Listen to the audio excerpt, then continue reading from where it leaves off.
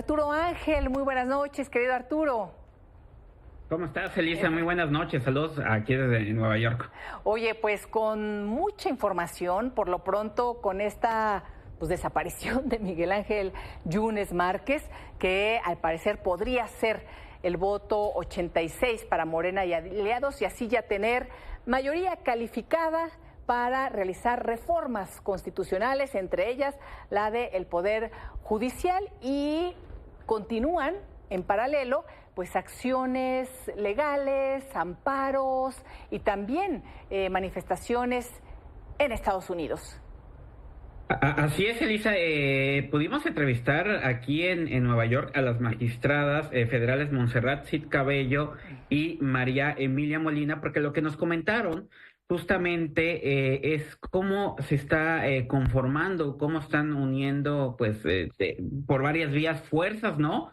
Para el día después, digamos, ¿no? Si bien todavía está pendiente el tema de qué pasa con la reforma en el Senado, pareciera ser que la cosa se va configurando para que prospere, pues que siga en esto, ¿no? Entonces, la semana pasada, Elisa, tuvieron 3 jornadas de reuniones y de mesas de trabajo y de diálogo aquí en Nueva York y también en Washington, con barras de abogados, con facultades de derecho, como la de la Universidad de Georgetown en Washington, una de las más reconocidas en este sentido, con organizaciones como Open Society y también con representantes de la Comisión Interamericana de Derechos Humanos para ir configurando exactamente, pues, qué van a hacer, ¿no? En síntesis, Azucena, básicamente son 2 cosas, ¿no? Por un lado, las acciones legales que a nivel internacional estarán impulsando, pues, directamente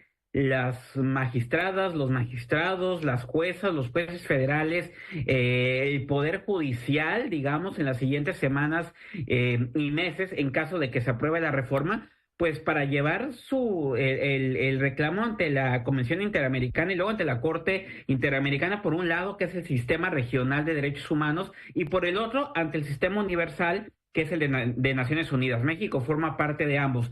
¿Cuál es la lógica de estos procesos que están impulsando Azucena? Bueno, lo que las magistradas nos explicaron es que, si bien en un sentido estrictamente formal, pues en México se está siguiendo el procedimiento para que se apruebe una reforma constitucional, digo, más allá de los asegúnes y de quién votó y quién no, y si, por ejemplo, la Cámara de Diputados se ha cuestionado de quién levantó la mano, si eran todos legisladores, aunque ese proceso se realice de manera pública, es decir, hay una iniciativa propuesta por el Ejecutivo que llega al Poder Judicial y se aprueba, eso no quiere decir, y ese es digamos que la esencia de esta reforma, eso no quiere decir que esta es una reforma que sea válida en el contexto de la esencia de la Constitución, porque si bien es cierto que el Poder Legislativo tiene el poder reformador de la Constitución, también es cierto que la Constitución parte de principios, y en ese sentido, Elisa, esos principios, entre ellos está el equilibrio de poderes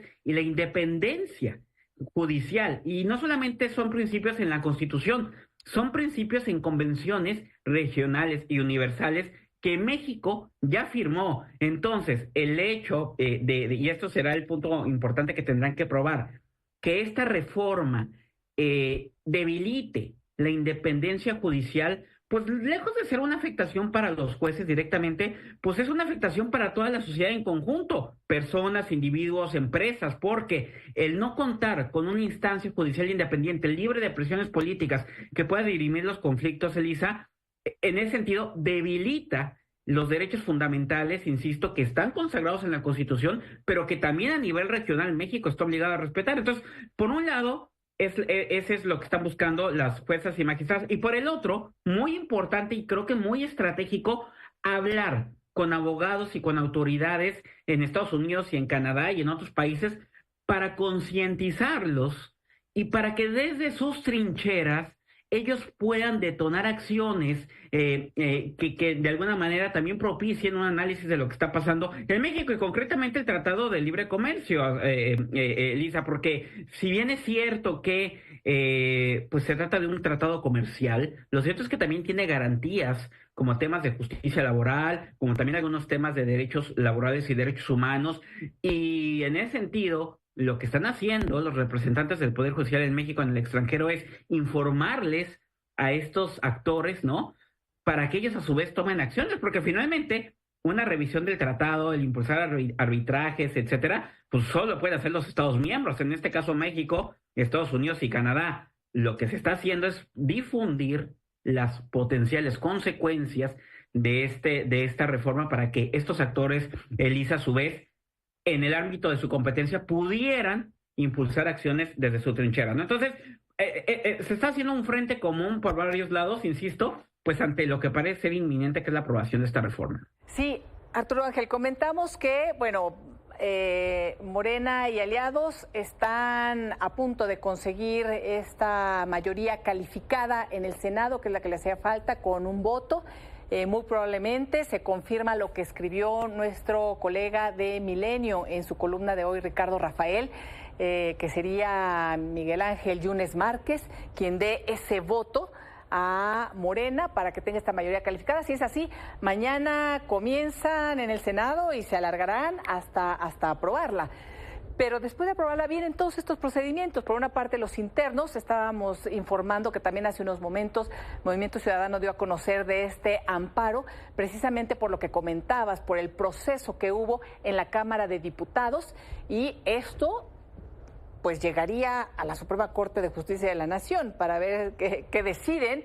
Y por otro lado están todas estas acciones en el ámbito internacional, acciones, por supuesto, también válidas por los tratados que ha firmado nuestro país y a lo que se ha comprometido, en donde pues esta reforma no podría violar los propios preceptos que tiene la reforma actualmente, sobre todo, por ejemplo, en el artículo primero constitucional, una reforma muy fuerte, muy poderosa que se hizo en el 2011.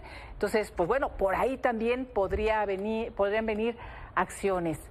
¿Qué momentos, Arturo Ángel? Por lo pronto, sí, lo que podemos decir es que Morena y aliados no consiguieron esta mayoría calificada en las urnas por voluntad de pueblo, como ellos les dicen, y han jalado ya de otros partidos a actores para poderla juntar ya en estos momentos. Sí, totalmente. Y bueno, vamos a ver qué sucede. También es previsible que los propios jueces y magistrados también promuevan más amparos, Elisa, a lo mejor ante también violaciones al proceso legislativo. Por ahí se habla, por ejemplo, de que cuando se aprobó en comisiones en la Cámara de Diputados, en la legislatura anterior, hubo legisladores que ahora desde el Senado van a volver a votar lo mismo, ¿no? Entonces, hay una batalla interna que se tendrá que hacer, y bueno, la internacional, ahora el panorama no está fácil, y con esto concluyo. Mañana en Milenio publicaremos los detalles, pero bueno, ¿y si se ganan los recursos, qué? ¿Hay forma de obligar a México, en todo caso, a retractarse? Ya vimos lo que está pasando con la prisión preventiva, Elisa, ¿no? Que más allá de que ya hay una sentencia, ¿no? Ajá. México no solamente no está respetando la sentencia para limitar la prisión preventiva, sino que la está expandiendo, ¿no? Entonces, bueno, esa será la otra gran cuestión. Bueno, y si, aunque haya condenas internacionales, ¿hasta qué punto se puede orillar a México a cumplirla? Querido Arturo Ángel, sigamos pendientes. Muchísimas gracias y te leemos mañana, por supuesto. No, un saludo, buenas noches. Buenas noches. Bueno.